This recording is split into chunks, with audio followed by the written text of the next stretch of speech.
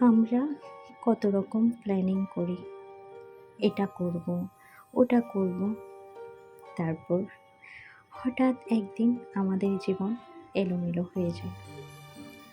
হঠাৎই দেখি যা প্ল্যান করেছিলাম তার কিছুই পূরণ করতে পারছি না।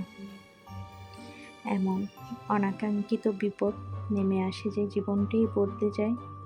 মানুষ মনে করে সব কিছুই তার হাতেই আছে, অথচ হঠাৎ একদিন দেখে কিছুই তার হাতে নেই। সব কিছুই এই একজনেরই হাতে।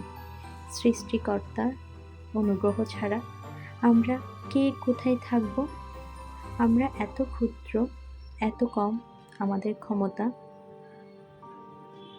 সেই সৃষ্টিকর্তা ছাড়া যে আমাদের এক চুল পরিমাণও নড়তে পারি না। আমরা মাঝে মধ্যে সব কিছুই ভুলে যাই।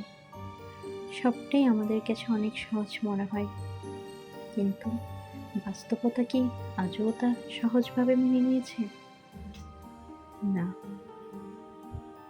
যেদিন থেকে আমি জানতে পেরেছি আমার রিজিক আমি ছাড়া অন্য কেউই ভোগ করতে পারবে না, সেদিন থেকে আমার হৃদয়ে একটা অদ্ভুত প্রশান্তি তৈরি হয়েছে।